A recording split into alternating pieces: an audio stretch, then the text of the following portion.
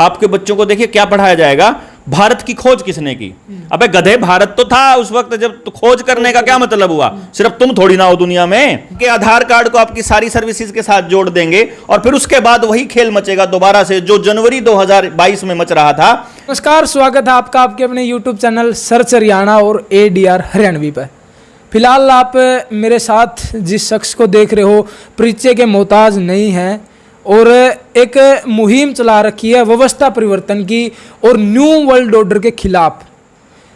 सारी जितनी भी राजनीतिक पार्टियां, सबके खिलाफ, सारी पार्टियों को भ्रष्ट बताने वाले एकमात्र शख्स डॉक्टर देवेंद्र बलारा फिलहाल हमारे साथ मौजूद हैं। और व्यवस्था परिवर्तन की जो मुहिम चला रखी है वो कौन सी व्यवस्था है जिसमें ये परिवर्तन लाना चाह रहे हैं, वो कौन सा न्यू वर्ल्ड ऑर्डर है जिसका बार बार जिक्र डॉक्टर साहब अपनी वीडियो में और भिन्न भिन्न चैनलों पर जिक्र करते दिखाई दे हैं। आखिर कौन सा NWO न्यू वर्ल्ड ऑर्डर है और कौन सी वो व्यवस्था परिवर्तन है, उसी को लेकर हम चर्चा करांगे। डॉक्टर देवेंद्र बलारा जी हैं, तो नमस्कार सर, स्वागत है आपका आपके YouTube चैनल। नमस्कार भाई जी, नमस्कार। डॉक्टर साहब, बार बार जिक्र सुनने मिला new world order, new world order आ रहा है, न्यू वर्ल्ड ऑर्डर आ रहा है, गुलाम होने वाले हो, 5G लेकर आ रहे हैं और जो उई है वो लेकर आ रहे हैं, सारा षड्यंत्र के है। और क्या है ये न्यू वर्ल्ड ऑर्डर? असल में दुनिया के कुछ लोगों ने मिल करके अभी कॉल्स को आपकी अध्यक्षता में वर्ल्ड इकोनॉमिक फोरम जो बना हुआ है, जिसने यूनाइटेड नेशंस का एजेंडा 21 टेक ओवर करके एजेंडा 2030 जिसका नाम दे दिया है, वो तैयार किया। जिसको कभी किसी टाइम में ये कहा जाता था कि हम पे बैक टू सोसाइटी एक कार्यक्रम चलाएंगे जिसके अंतर्गत समाज को एक नई दिशा देने का काम करेंगे और उसका नाम उन्होंने रखा न्यू वर्ल्ड ऑर्डर। जिसके तहत वो ये कहते हैं कि हम 17 ऐसे सस्टेनेबल डेवलपमेंट के गोल सेट करना चाहते हैं कि जब आदमी जीरो कार्बन एमिशन, जो कि दिखने में बड़ा खूबसूरत लगता है, उसी दिशा में काम करे और वो समाज के अंदर इस तरीके से जिए कि वो एनवायरनमेंट को पल्यूट ना करे और उसको खाना फ्री में मिले, उसको उसकी शिक्षा फ्री हो, उसका रोजगार उसको मिले या ना मिले, लेकिन उसका जीवन यापन आसान हो।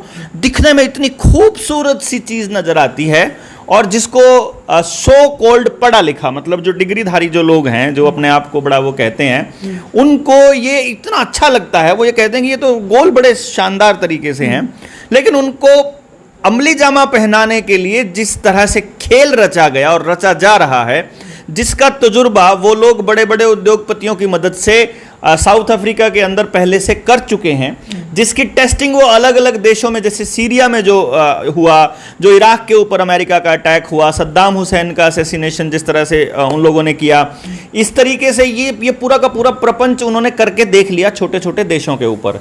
श्रीलंका का चाहे फूड क्राइसिस हो, चाहे फिर सीरिया के अंदर आतंकी हमले हों, चाहे अफगानिस्तान के अंदर आतंकी संगठनों को ताजपोशी हो, चाहे अलकायदा वाला, चाहे मतलब एक तरह से ओसामा बिन लादेन वाला जो षड्यंत्र है, ट्विन टावर वाला जो षड्यंत्र है, और फिर उसके बाद अलग अलग जो वायरसेस आते हैं उनके ऊपर जो खेल चलता है, इसके तहत वो सब जगह पे टेस्टिंग करके मीडिया के माध्यम से लोगों का माइंड ब्लॉक करने का काम कर चुके। और उन्होंने इस चीज को भारत के अंदर भी इंप्लीमेंट करने की कोशिश की। भारत पहले दिन से ही, मतलब ये कोई षड्यंत्र आज का नहीं है, अगर आप थोड़ा सा जाएंगे, ये पेपल्स बुल के साथ शुरू होता है 1492 के अंदर, और तब से लेकर के जब डच और पुर्तगाल जो है वो प्लान करते हैं कि आधी दुनिया पर तुम कब्जा करो, आधी दुनिया पर हम कब्जा करेंगे, और फिर उसके तहत वास्को डी गामा आता है, ये लोगों को चिन्हित करता है। जैसे कहते हैं आपके बच्चों को देखिए क्या पढ़ाया जाएगा, भारत की खोज किसने की। अबे गधे, भारत तो था उस वक्त जब तो खोज करने का क्या मतलब हुआ, सिर्फ तुम थोड़ी ना हो दुनिया में, वो तो वहां लोग थे पहले से। खोज तुमने थोड़ी करी, हम कोई खो थोड़ी रखे थे, हम कोई गुम थोड़ी थे। लेकिन बच्चों को छोटी सी उम्र में ही पढ़ाया जाता है कि भारत की खोज किसने की, और उस तरीके से, जबकि असलियत में वो खेल कुछ और था। भेजा गया था यहां कॉलोनाइज करने के लिए, कॉलोनीज बनाने के लिए, अंग्रेजों ने जिस तरह से कॉलोनीज बनाई, और उसके बाद में फिर व्यवस्था को अपने तरीके से चलाने के लिए। 1947 के अंदर जब ट्रांसफर ऑफ पावर हुआ, उसके बाद में जब अपने लोग, उन्होंने क्या किया कि जब देख लिया कि ये गोरी चमड़ी वालों को भारत के लोग नहीं बर्दाश्त कर रहे, तो उन्होंने काली चमड़ी वालों को बिठा दिया, और इसलिए बिठा दिया कि वो उस पूरे षड्यंत्र को चलाते रहें। चाहे अर्थव्यवस्था को तबाह करना है, चाहे हमारी ज़मीनों को तबाह करना है, खेती तबाह करना है, भाईचारा तबाह करना है, अगली जनरेशन्स की सोच खत्म करना है, मीडिया के माध्यम से, मोबाइलों के माध्यम से उनको बिल्कुल सोचने समझने की क्षमता खत्म करनी है और उनको एक नया तरह का ज्ञान देना है जिसके अंतर्गत वो अपनी पुरानी सभ्यता संस्कृति को भूल जाएं और सच वही मान बैठें जो गूगल कह रहा है। इस तरीके से एक व्यवस्था तैयार करी और वो तब से चली आ रही है। पंचवर्षीय योजनाओं के जरिए वर्ल्ड इकोनॉमिक फोरम तो उस वक्त नहीं था, WHO और यूनाइटेड नेशंस ने अपने एजेंडे क्लियर किए कि अगले 5 साल में हम ये कर देंगे, अगले 5 साल में हम ये कर देंगे। धीरे धीरे धीरे धीरे धीरे धीरे वो समाज के हर ताने बाने को तोड़ने लगे। आज के टाइम पर सिचुएशन ये हो गई कि आज अपने भारत के अंदर क्या हालत है। मैं अगर आपको हरियाणा की बात बताऊं तो हरियाणा में क्या हालत है। आप किसी गांव को लीजिए, शहर को तो छोड़ ही दीजिए, शहर में तो सब कचरा ही कचरा भरा है लोगों के दिमाग में भी, और शहर के बाहर जाओगे तो बड़े बड़े कचरे के ढेर आपको नजर आएंगे। हर शहर के बाहर प्लास्टिक के ढेर, कचरे के ढेर, बदबू के ढेर ये चलेंगे। लोगों के दिमाग में भी उसी तरह का कचरा है। टेलीविजन पे भी यही सब चल रहा है, मोबाइल पे भी यही अश्लीलता चली हुई है। ये तो बात है शहरों की।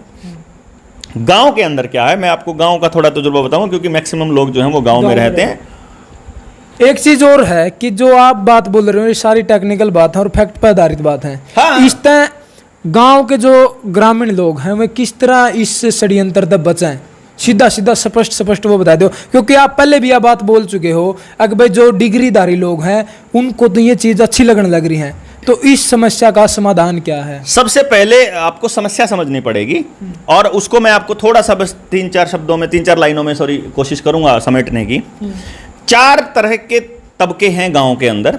एक तबका है जो खेती करता है, दूसरा तबका है जो मजदूरी करता है, तीसरा तबका है जो नौकरी करता है और चौथा तबका है जो दुकानदारी करता है। मतलब वो चाहे शहर यहां करे या बाहर करे, इसके अलावा और कोई तबका गांव में नहीं है। आमतौर पे बाहर भी अगर देखेंगे तो यही तबके हैं।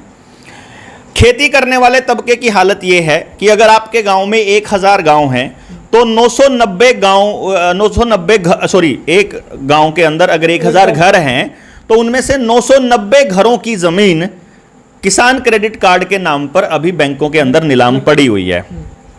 दूसरा, जो नौकरी पेशा लोग हैं वो चाहे प्राइवेट नौकरी कर रहे हैं तो उनको प्राइवेट जो संस्था वाले हैं वो शोषण कर रहे हैं, खूब काम आपसे 2 लाख का करवा रहे हैं, तनख्वाह आपसे 15,000 20,000 दे रहे हैं।